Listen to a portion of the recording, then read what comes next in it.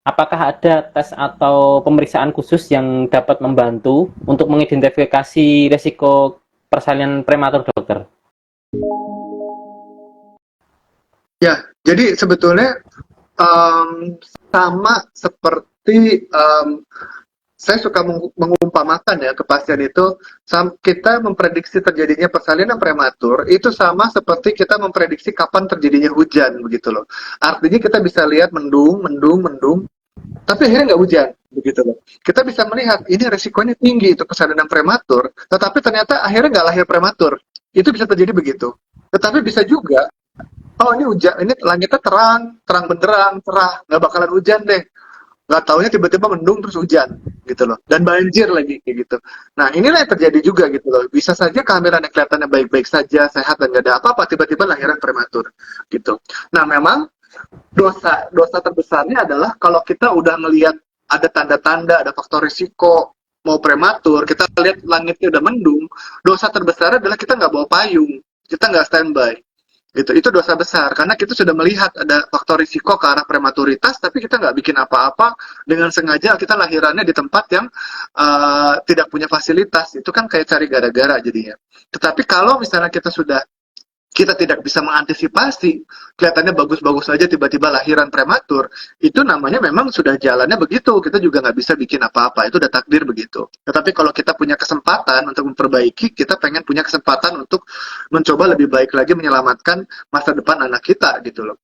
Nah, kalau ditanya apa tanda-tanda yang bisa kita temukan, sebetulnya banyak. Tadi saya sudah sebut mengenai begitu pasien datang masuk ke dalam klinik, saya lihat pasien obesitas, maka udah jelas ini resiko prematur besar begitu loh. Begitu pasien masuk ke klinik, begitu pasien masuk ke ruangan saya lihat, waduh, ini umurnya udah tua. Ini resiko prematur naik juga begitu loh. Begitu pasien datang cerita ke saya, dok, dulu anak pertama saya lahirnya prematur. Itu udah faktor risiko lagi ke arah prematuritas begitu. Jadi dari kita ngelihat pasien datang, dari kita ngobrol sama pasien aja, itu udah muncul faktor risiko yang bisa kita prediksi. Begitu pasien datang duduk di depan saya, dok, ini saya hamil, tapi saya keputihannya banyak banget. Itu udah faktor risiko lagi karena kemungkinan infeksi begitu. Nah, ini kita belum ngomong pemeriksaan laboratorium gitu loh. Contohnya nih, dia datang ke kita, ternyata ibunya anemia berat, HB-nya cuma 8 begitu loh. Padahal ibunya nggak kelihatan pucet, ibunya kelihatannya sehat begitu loh. Nah, HB yang jelek ini seringkali berhubungan juga dengan bayi-bayi yang akan kurang gizi nanti di dalam kandungannya, akan mengalami IUGR atau pertumbuhan janin terhambat. Dan bila sudah terjadi pertumbuhan janin terhambat, itu seperti yang saya tadi bilang di awal, lebih baik dilahirin cepetan daripada ditahan di dalam, tapi bayinya nggak gede-gede, ditahan di dalam perut ibunya, di dalam rahim ibunya, tapi kurang gizi, kelaparan bayinya gitu loh. Udah mendingan lahirin, kecil memang, prematur memang, tapi kita bisa kasih makan daripada disimpan di dalam, udah kecil, kurang gizi, kelaparan pula gitu loh. Jadi itu hal-hal yang bisa kita lakukan. Kemudian apakah dari USG kita bisa menilai persalinan prematur? Bisa.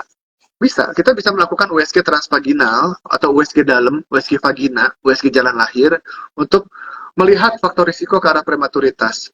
Tetapi bukan artinya semua pasien yang datang ke saya harus USG transvaginal supaya tahu mau prematur atau enggak. Jawabannya enggak.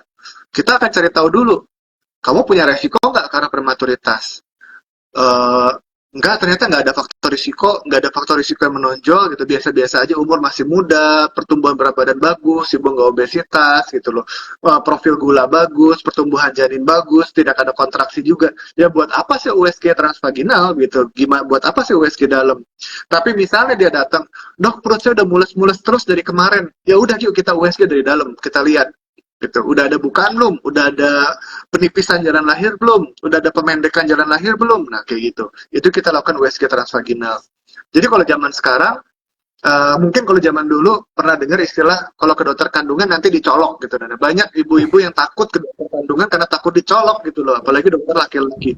Enggak, zaman udah berkembang, zaman udah maju. Saya udah nggak pernah nyolok-nyolok pasien lagi, kita pakai USG aja. USG dalam itu udah lebih akurat daripada sekedar menggunakan tangan untuk melihat ada bukaan berapa begitu.